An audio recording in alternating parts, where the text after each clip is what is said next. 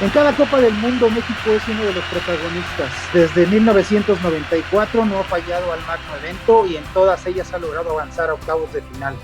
En Qatar, conseguirá la meta del quinto partido, llegará más lejos, se quedará simplemente en fase de grupos. Esto es Qatar a la mexicana. Soy Humberto Meléndez, director de Futbología, la librería especializada en fútbol número 1 en México. El día de hoy comenzamos una experiencia que en lo personal es muy grata, como grato volver a ver en este podcast a buenos amigos, a grandes investigadores, y me gustaría comenzar con Manuel Alcántara. Manuel tiene algunos libros publicados, tiene el libro de oro de los mundiales de fútbol, es atlantista de hueso colorado, y me gustaría empezar con esta pregunta, Manuel. ¿Cómo ves a esta selección mexicana que acude a Qatar 2022? ¿Qué le falta? ¿Qué le sobra? Les suplico que me permitan dar una respuesta muy vasta porque realmente el tema lo amerita. ¿A qué aspira México en Qatar?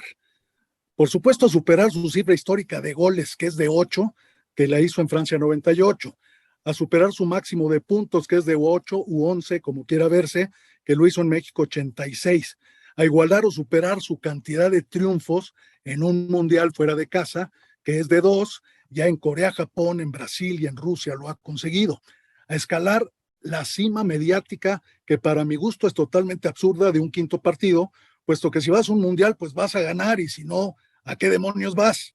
¿Verdad? Hay que superar la meta de cuartos de un mundial, de cuartos de final en un mundial fuera de México. Por supuesto, aspira México a vencer a alguno de los rivales hegemónicos históricos de los mundiales, que son los que han sido campeones del mundo, y a instalarse por fin, por primera vez, en el cuadro de honor de un mundial, entre los 4 primeros. ¿Qué se necesitará para que eso ocurra? Pues principal y evidentemente goles. Señores, goles. Un asunto que es una factura pendiente desde siempre y que hoy sigue siendo el cáncer principal de la selección mexicana de fútbol. Soy de los que piensa que ya es hora, después de casi un siglo de aprendizaje, que se deben ponderar y ejecutar los propios potenciales, creer en sí mismos, pensar que no han sido en vano la herencia de tantas frustraciones, porque dígame usted, ¿qué nos sirven para picar la cresta y sacar el carácter? Ese infumable récord de 9 derrotas consecutivas, desde Uruguay 30 hasta Suecia 58, o las 11 goleadas en contra por solo una a favor, o la ingrata memoria de las series decisivas de penaltis, o los 7 mundiales estacionados en la impotente marca de los octavos de final. ¿Qué acaso ello no tiene el poder para por fin sacar la casta, demostrar que hay madera de roble, de acero, que el carácter no está hecho de chicle, que hay suficiente valor en el ADN de civilizaciones guerreras que nos preceden? ¿No es tiempo ya de tomar cartas en el asunto para aprender a tirar penales, sabiendo que esa instancia es decisiva y que puede ser factor crucial para derrotar a una selección de las denominadas invencibles por ciertos paladines mediáticos? Aquí permítanme un breve alto en el camino. He tocado la puerta de la Federación Mexicana de Fútbol desde el Mundial de 86, hace 36 años, para sugerir una estrategia puntual y acabar con el cáncer infumable de los ingratos nervios traicioneros. Pero nadie me abre la puerta. Parece ser que no sirve el timbre. Pero prosiguiendo, ¿qué no es hora ya de demostrar que sí es posible imitar a generaciones sub-17 y derrotar a esos supuestos invencibles? ¿En dónde quedó la determinación de aquel equipo campeón del mundo en Perú 2005? Ese mismo que goleó a Holanda 4-0 en una semifinal y 3-0 al multicampeón Brasil en la final. ¿Qué acaso no tienen los tamaños mentales los jugadores de calidad de exportación, con jugosos contratos millonarios, desempeñándose en algunos equipos de los más competitivos de Europa, para pensar en grande, sumando con fuerza con los nuevos talentos para aceptar y convencerse que es posible vencer a cualquiera? Estimados escuchas y gente que nos hace el favor de su atención, aficionados de hueso colorado, periodistas, conocedores y también oídos ajenos y los oídos dueños de este fútbol nuestro.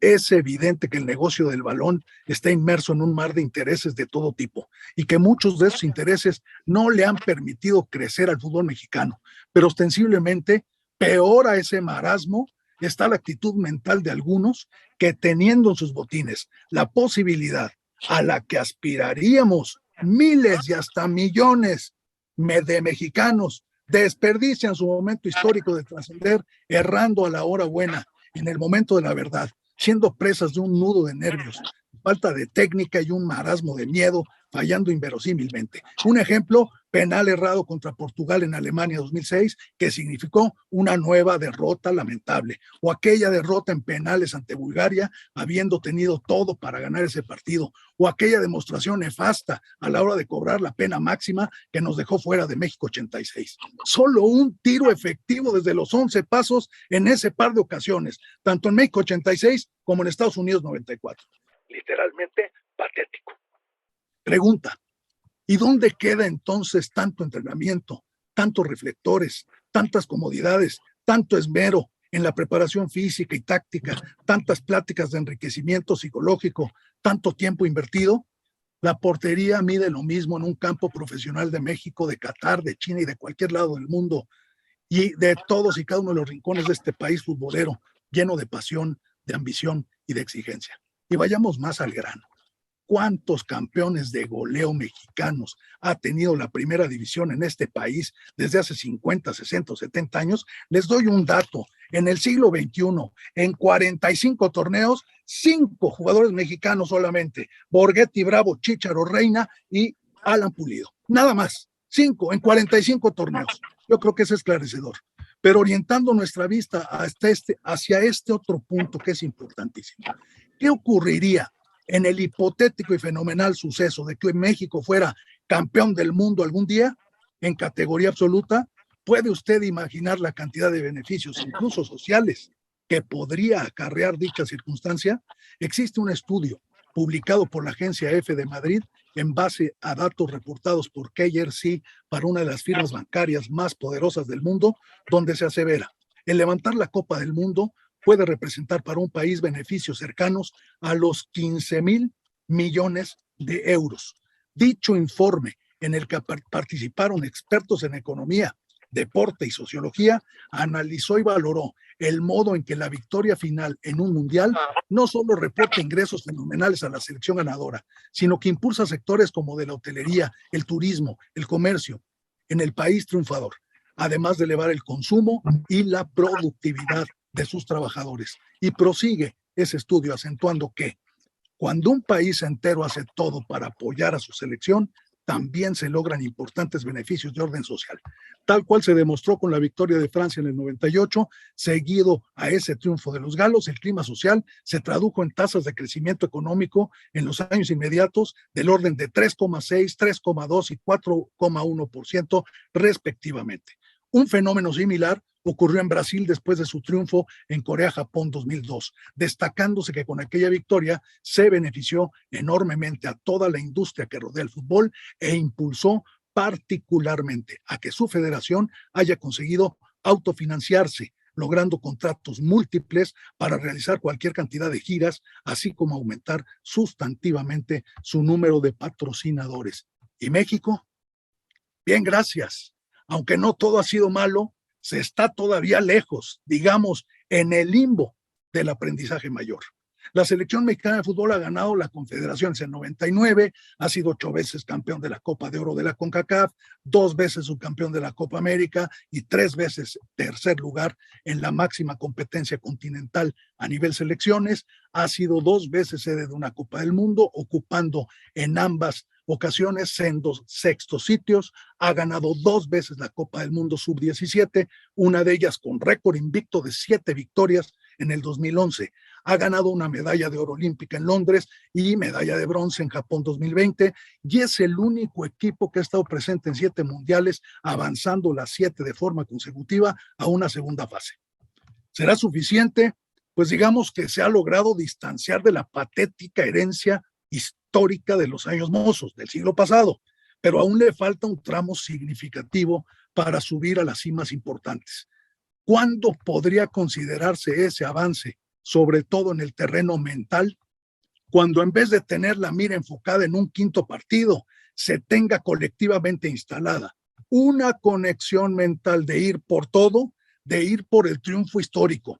Para ello hay que romper blindajes nefastos inventados por palabras tóxicas y caducas de cierto periodismo.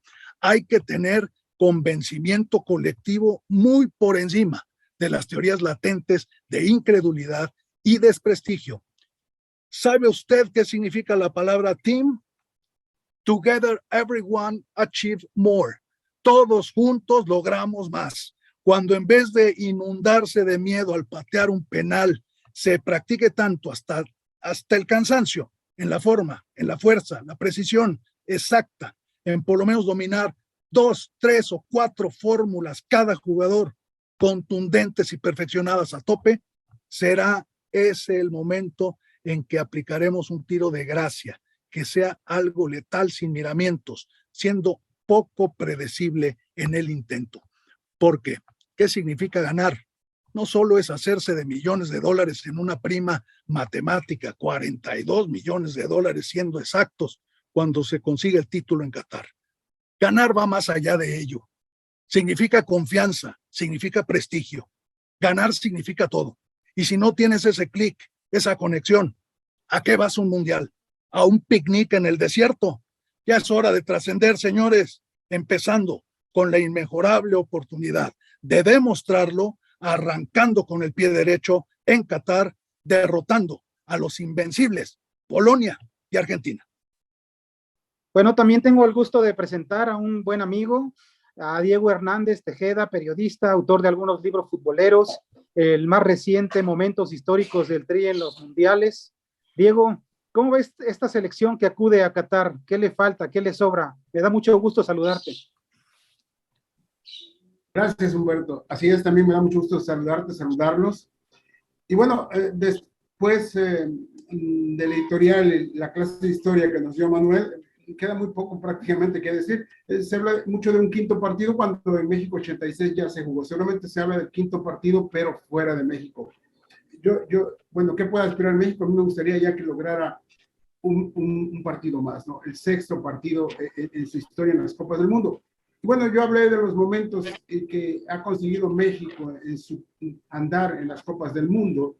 Y bueno, en México 86 de los momentos históricos fue ese quinto partido y por supuesto el golazo de Manuel Negrete, ¿no? Entonces, a mí me encantaría que por supuesto, una cosa es el deseo y otra cosa es lo que hemos visto de la selección mexicana, los rivales que tiene para enfrentar en esta Copa del Mundo. Sería interesante, sería muy bueno que México ya lograra de una vez por todas su sexto partido, aunque no es en México. Son de los logros que por ahí México tiene pendientes, ya debe de dejar siempre quedarse, avanza a la segunda ronda y ahí queda, ¿no? Ha tenido grandes oportunidades, como esa cuando perdió frente a Estados Unidos, o la famosa, se perdió un golazo contra Argentina, pero bueno, ya es tiempo, yo creo. No está fácil porque por el panorama que hemos visto, por los jugadores más importantes que tienen lesionados, por los caprichos de los técnicos o de los directivos, va a ser bastante complicado. Pero bueno, uno de los logros importantes o de los pasos que tiene que dar México ya es jugar un sexto partido, porque si no lo juega esta vez, este sexto partido, en 2026 va a necesitar 7 partidos para llegar a octavos de final, así que tiene que aprovechar, es de las últimas oportunidades para, con menos partidos, llegar a una mejor ronda de eliminatoria. Y bueno, sería interesante que ya México pasara ese tope que tiene desde Francia 1990 y desde Rusia desde Francia Estados Unidos 94 hasta Rusia 2018 ha hecho lo mismo siempre, ¿no?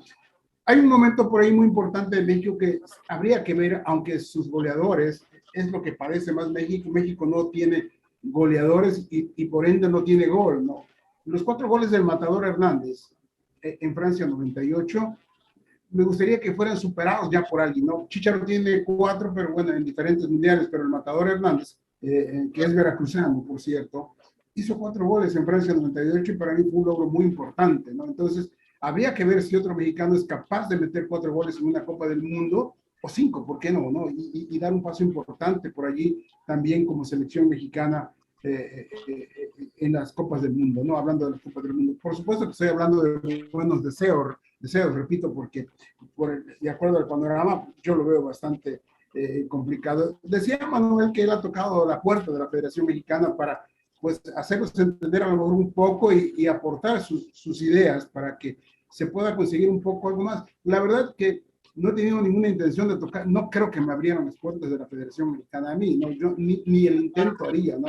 Difícilmente van a abrir una puerta. Yo estoy seguro que si les mando un WhatsApp, me dejan en visto, ¿no? Entonces, es muy complicado. Ellos tienen su mundo y ellos lo manejan a como ellos quieren y va a ser muy complicado que le abran la puerta a alguien externo o alguien, a lo mejor ellos los podrían ver como alguien extraño para ellos. Ellos son los que tienen el pandero y lo van a mover al son que ellos mismos se toquen entre ellos, ¿no?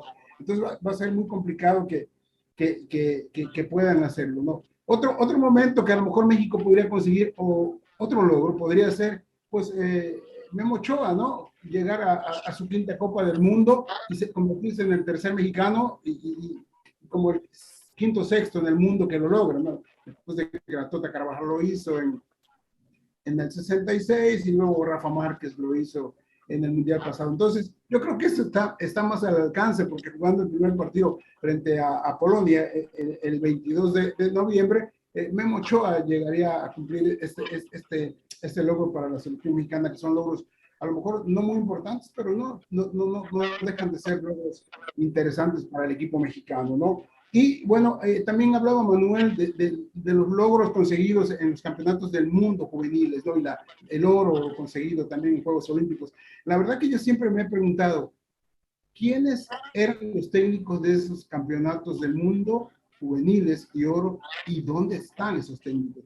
Después de esos, como que les ha caído pues un poco de mala suerte a esos entrenadores. No han podido hacer prácticamente nada. Si sumamos lo que han realizado, yo creo que les ha costado mucho trabajo. No les ha venido bien el título y les ha venido bien el oro al momento, pero la historia después, detrás de esos logros conseguidos en juveniles, pues les ha costado mucho trabajo para estar en el máximo circuito en el fútbol extranjero o mundial, ¿no? Entonces, pasando un poco a este tema de los juveniles, de los logros conseguidos, que por qué después no se da el gran paso a que una selección mayor de perdido llegue a semifinales, pues yo creo que ahí está un poco la respuesta. ¿Qué pasa? ¿Por qué cuando juveniles han podido conseguir este tema? ¿Y por qué después los propios técnicos y algunos jugadores también se han perdido en la Liga de Expansión, se han perdido en Guatemala, han jugado en Estados Unidos, pero no en la MLS, sino en la segunda división, que es la USL Championship, que es como la segunda división de Estados Unidos, ¿no? Entonces,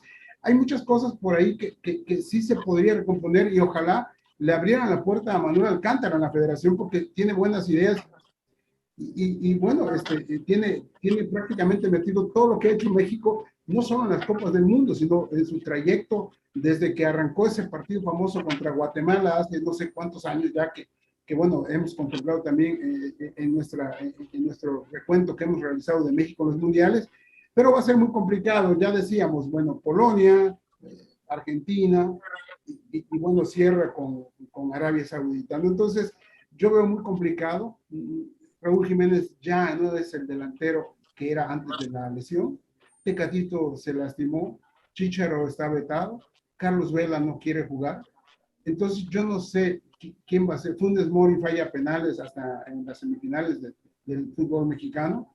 Henry Martín le anularon un gol porque estaba 1 milímetro adelantado. Entonces está muy complicado. Me gustaría que México consiguiera buenas cosas porque al final, bueno, pues es una alegría para todos los mexicanos que yo creo que hace mucha falta en este momento, en la situación en que nos encontramos, pero lo veo bastante complicado. No sé si con esto queda contestada la pregunta, Humberto, o necesitas que me alargue un poco más porque solamente estoy improvisando y la verdad no soy muy buen improvisador. Excelente, muy bien, muchas gracias, muy claro con tus conceptos. Y me gustaría también preguntarle a Carlos Calderón, un buen amigo, autor de gran cantidad de libros de fútbol mexicano, su más reciente obra, El Anecdotario Mundialista, México en las Copas del Mundo. Carlos, ¿cuál es la expectativa que tienes con la selección mexicana rumbo a Qatar 2022? Beto, primero, antes que nada, pues una felicitación de que empezamos esta serie de Qatar a la mexicana, grandes amigos como Diego, como Manuel, obviamente tú, pues las expectativas son terribles, ¿no? En realidad, si vemos, México comenzó este proceso rumbo a la Copa del Mundo muy bien, antes de la pandemia. Tenía un récord impresionante con el Tata en partidos ganados, pocos empates, prácticamente ninguno perdido, pero conforme pasó la pandemia, pues algo sucedió, no sé si nos dio otro tipo de pandemia, bueno, les dio más bien a los futbolistas mexicanos, y comenzamos a perder, a jugar mal. Se empezó también a un fracaso terrible, se perdió la brújula desde la dirección técnica. Veíamos la forma de manejarse del Tata, ya no era la misma de un año y medio atrás. Entonces, ¿cuáles son las expectativas? Pues difícilmente podemos decir si México va a calificar tan siquiera la siguiente ronda.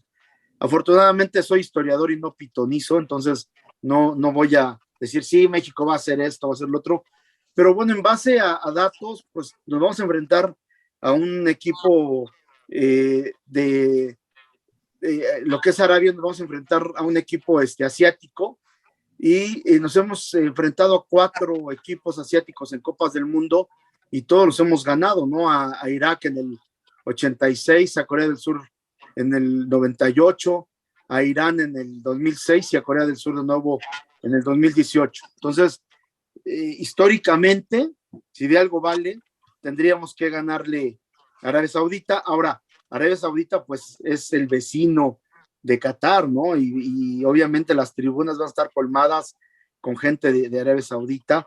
Eso es una desventaja, aunque los mexicanos gritamos más, pero sería una desventaja. Luego el hecho de Polonia.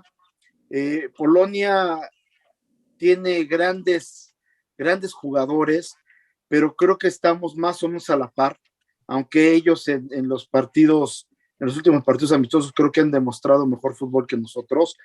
Pero bueno, también si nos vamos a la historia, previo al Mundial del 98, México, recordarán que le llamaban el Titanic, porque estaba la película del Titanic, y decían que como el Titanic nos estábamos hundiendo. Todos estos partidos previos se perdieron prácticamente todos, se empató por ahí alguno, creo que no se ganó, y eso terminó por unir a los jugadores. Ellos creían en esa selección, ellos y el entrenador, Manolo Lapuente. Creo que los periodistas y los aficionados no creíamos en ese conjunto, y nos dio una gran Copa del Mundo. Y recordaba a Diego los 4 tantos del Matador, que bien pudieron haber sido 5. Entonces, creo que México ha ido creciendo, ¿no? Ha ido creciendo desde 1930 para acá, obviamente, así como otras selecciones, pero ya en estos últimos torneos, después de que no asistimos al 90, pues México ha logrado avanzar en todos esos torneos, ¿no? Pero desgraciadamente, pues no nos podemos ya quedar con eso. Tenemos que ir más allá, y estoy de acuerdo, como dice Diego, no hay que pensar en el 5.º partido. Si nos ponemos a pensar en el 5.º partido, no vamos a llegar ni a ese, porque está la presión para los futbolistas, para los entrenadores, para los mismos directivos, de pensar en el 5.º partido, que se olvidan que tenemos que buscar llegar a una final, ganar un campeonato. Y aunque hay algunos periodistas que digan que México jamás va a conseguir eso y que por qué pensar tan alto, pues es que así debe de ser. O sea, ¿para qué vas a un mundial si no piensas en ganarlo? Para competir nada más, ya lo hemos hecho muchas veces, ¿no? Hay seleccionados que nunca han ido a una Copa del Mundo, y a lo mejor sí, lo que ellos buscan es tratar de ganar un punto en una Copa del Mundo, y ya es mucho si logran avanzar. Nosotros tenemos ya que ir más para allá. Ahora, con el equipo que tenemos, con el problema de los delanteros mexicanos, que es terrible. O sea, de entrada, en la liga hay veces que juegan 7, 8 extranjeros, y si tú vas viendo equipo por equipo, pues son muy pocos los que tienen un delantero mexicano, Henry Martin en América, tenemos a las Chivas porque son puros mexicanos, y creo que párale de contar. O sea, prácticamente todos los equipos tienen delanteros extranjeros y los mexicanos juegan 10, 15, 20 minutos. Por eso no tenemos campeones de goleo prácticamente desde hace mucho tiempo. Y a los pocos que hemos tenido, como el Chicharito, terminan por vetarlos por motivos extrafútbol, que sí, sabemos que él tuvo en gran parte la culpa, pero pues no podemos tampoco en estos momentos darnos el lujo de decir tú no vas, porque no tenemos 10 delanteros. Si tuviéramos 10, 12 delanteros, pues puedes prescindir de quien quieras, ¿no?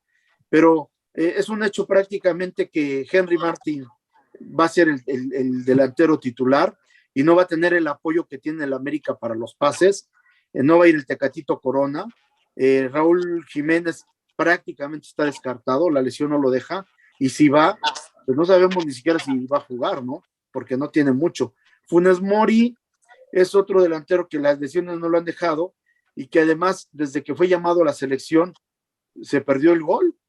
Pareciera que le vino una maldición y que se convirtió en mexicano realmente, y la maldición del gol que no llega, ¿no? Entonces, es muy complicado saber qué va a pasar.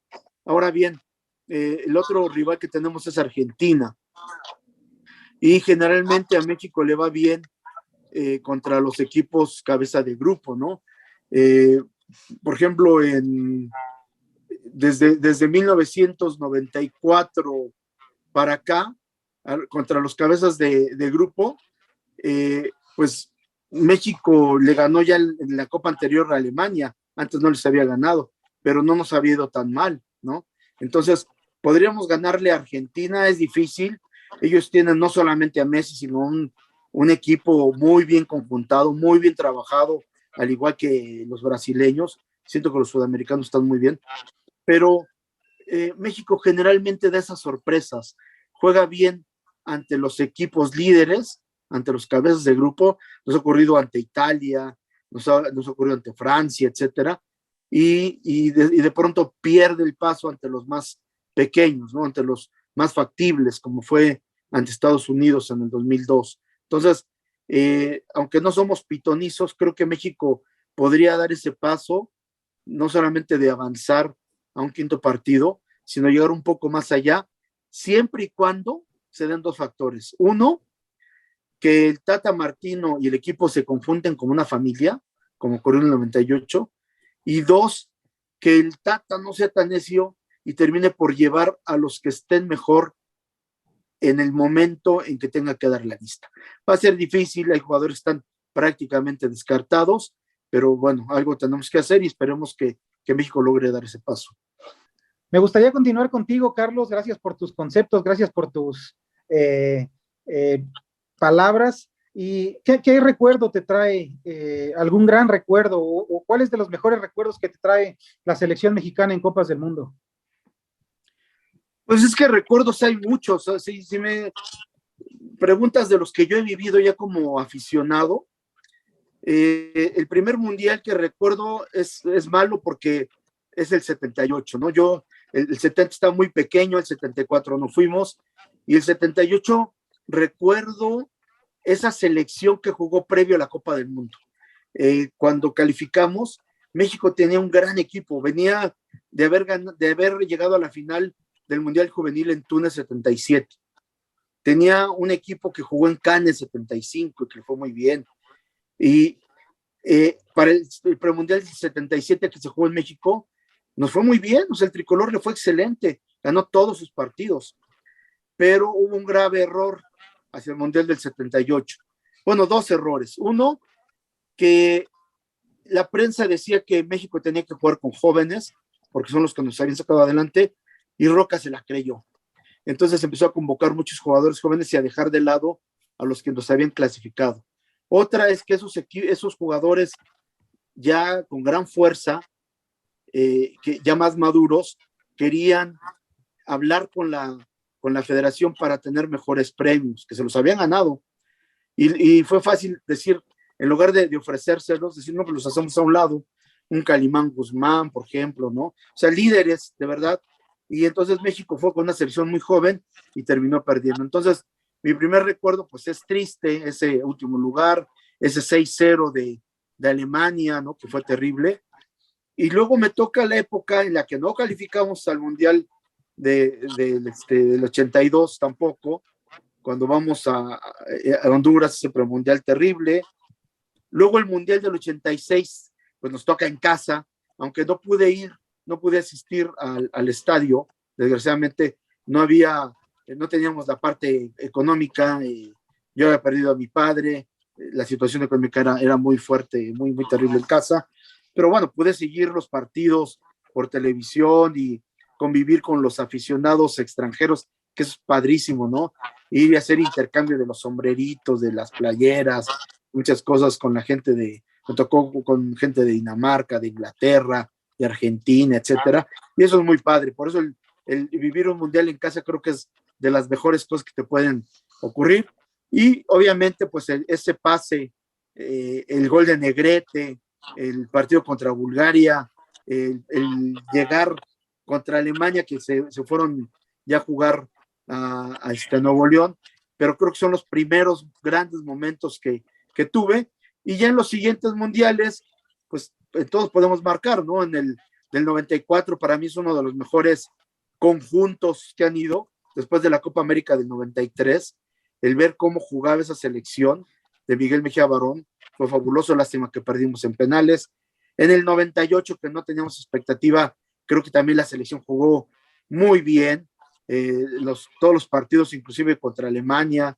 En el 2002, pues tuvimos la mejor ronda de grupos, ¿no? Es donde más puntos hemos hecho, parecía que pasábamos sobre cualquiera, ese partido ante Italia fue sorprendente, y luego viene esa terrible derrota ante los Estados Unidos, que además debo decirles que me costó un libro, porque habíamos sacado un libro con Clio, y iba a salir después del partido contra Italia, y el libro se hubiera vendido horrores, y la editorial decidió aguantarlo un poquito, y dije, no, después del triunfo contra Estados Unidos, lo sacamos, y se va a agotar en unas horas, perdimos, y se vendieron como 5 ejemplares, ¿no? De 15,000, pero bueno, es otra historia. Entonces es triste eso, pero después vendría el 2006, que a mí, debo decirles, no me gustó. Muchos dicen, no, es que el mejor entrenador, La Volpe. Para mí la etapa de grupo fue terrible, estuvimos a punto de quedar fuera, y el mejor partido que se jugó fue contra Argentina, justamente en ese cuarto partido que perdimos, pero por un golazo, ¿no? Y la sorpresa pues fue Guardado, que los argentinos no lo conocían, fue un gran partido, pero los anteriores fueron muy malos. El 2010 me gustó el triunfo, por ejemplo, contra Francia, el ver jugar a Chicharito, que lo tenían como suplente y cada vez que entraba o te anotaba o te daba grandes sorpresas, pero que también desgraciadamente ya no pudimos avanzar más allá. Para mí un gran mundial fue el 2014, después de que estábamos casi fuera, pero casi fuera, que se juega ese partido ante Nueva Zelanda, y que ya lo toma el Piojo Herrera. Yo creo que el Piojo Herrera fue un excelente entrenador. Muchos lo critican, muchos no lo quieren. Para mí es un entrenador que jugó los 3 partidos como si fueran finales. En los 3 partidos de fase de grupo buscó ganar en todos. Unos se pudieron, otros no. Y ante Holanda, pues prácticamente fueron 70, 80 minutos en el que estábamos ya del otro lado. Ya teníamos ese 5.º partido, pero hay esas desgracias como ese penal que yo soy también de los que opinan que no fue. Creo que si hubiera existido el VAR, lo hubiera echado para atrás, pero hay otros que dicen que sí, y desgraciadamente terminamos por perderlo. Y luego, 2018, pues fuimos del éxtasis a la decepción, ¿no? Ganarle a Alemania. Muchos después de esto dicen, como Alemania no pasó a la siguiente ronda, no, es que era una Alemania en transición y que era terrible. No es cierto. Si ustedes se fijan en los partidos que jugó para calificar, se fue invicto. Y los partidos previos al Mundial, esos que jugó de amistosos, ganó prácticamente todo. La selección venía muy bien. Yo más bien pienso que la selección alemana se cayó después de la derrota ante México. Pero bueno, fuimos de lo máximo. Luego todavía esperanza ante Corea, aunque no jugó tan bien. Y luego ese partido terrible que perdimos 3-0. Y si vemos el partido ante Brasil, pues muchos dicen que fue desastroso. los invito a verlo de nuevo. México tuvo muchas llegadas en la primera parte. En la segunda sí ya nos pasaron prácticamente por encima porque México se desesperó y creo que ahí lo que falló mucho fue la táctica de Osorio, fue terrible, y luego él termina echándole la culpa a los jugadores, ¿no? Dice que tenían miedo, que nadie alzó la mano a decir que sí se le podía ganar, cuando tenía a 7 campeones de Juegos Olímpicos con el equipo, ¿no? Jugando ahí, que le habíamos ganado 2012 al mismo Brasil, o campeones también de México en el torneo del 2005, cuántos había también ahí, se le había ganado a Brasil. Entonces, es una mentira eso de Osorio, ahí se perdió por táctica, fue gran parte por lo que no hizo el técnico, por lo que dejó los limitó. Y bueno, ahora esperemos en el 2022 que México nos dé una agradable sorpresa y que tengamos una buena Copa del Mundo. Manuel, me gustaría preguntarte, ¿cuál es tu primer gran recuerdo con la selección mexicana de fútbol? Bueno, indiscutiblemente, México 70, yo tenía 9 años de edad y estuve en el inaugural, estuve cuando México calificó por primera vez a cuartos de final en un mundial, cuando se instauró el festejo en el Ángel de la Independencia, ese triunfo histórico con el gol de penalti de Gustavo Peña, paz descanse, y bueno, posteriormente una serie de altas y bajas tremendas de la selección mexicana en el último cuarto del siglo XX, ¿no? Tuvimos 2 eliminaciones en premundiales muy dolorosas, luego el asunto de los cachirules, terrorífico, y realmente el Mundial de 86 pues fue como un bálsamo, un paliativo, ¿no?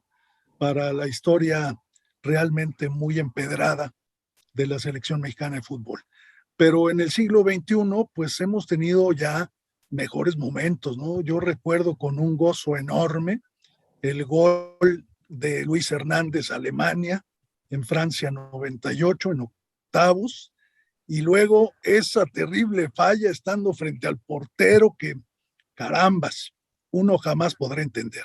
Esos terribles altibajos, ¿no? Y luego el gol de Jared Borghetti contra Italia es uno de los mejores goles de los mundiales, sin duda, por la elaboración de la jugada.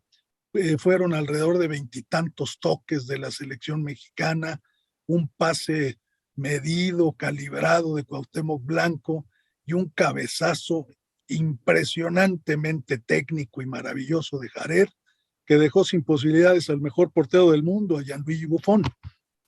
Esos momentos son inolvidables. Así como hemos tenido una luz también de frustraciones, ¿no? En 94, definitivamente ese partido contra Bulgaria debió de haberse ganado. Se tenía en la banca suficientes elementos para haber finiquitado el partido antes de llegar a los penales y lamentablemente no se dio. En el caso de la derrota contra Estados Unidos, ya la mencionó Carlos, bueno, algo terrible. Nadie podía siquiera imaginar que eso pudiese ocurrir, puesto que el equipo mexicano, pues en teoría lucía muy superior, aun y cuando en los últimos tiempos, yo opino que por razones más que nada de orden mercadológico, ha habido un gran pique y una gran confrontación entre México y Estados Unidos, pero hay que entender que cada partido que juega tanto un club mexicano como la selección mexicana en territorio estadounidense, pues representa una gran cantidad de dólares, que es en lo que se ha convertido esta gran sociedad, o digamos, por así llamarla, entre México y Estados Unidos, hablando de fútbol. Y en el Mundial de 2002, pues esa terrible frustración, ¿no? Luego, el triunfo contra Francia fue el primer triunfo que la selección mexicana tuvo ante un campeón del mundo. O sea, esto es ante alguien que haya sido campeón del mundo. Primera vez en la historia que ocurrió, la segunda vez contra Alemania. Y ya nos habían dado un par de gustos enormes, empatando con Italia 2 veces, tanto en 94 con el gol de Marcelino Bernal y también en 2002 con ese gol que ya mencionamos de Jared, ¿no? De Jared Borghetti. Y bueno, contra Brasil, lo comentábamos la vez pasada, México es la selección que más finales le ha ganado a Brasil en diferentes categorías, hablando de fútbol, Juegos Olímpicos, Confederaciones, Copa de Oro, y ¿cuál otro se me está pasando? Bueno, son 5 finales que México le ha ganado a Brasil, y realmente es algo pues que sí hay que subrayar, claro, en diferentes categorías. Sin embargo, en mundiales tenemos un récord patético contra los pentacampeones del mundo.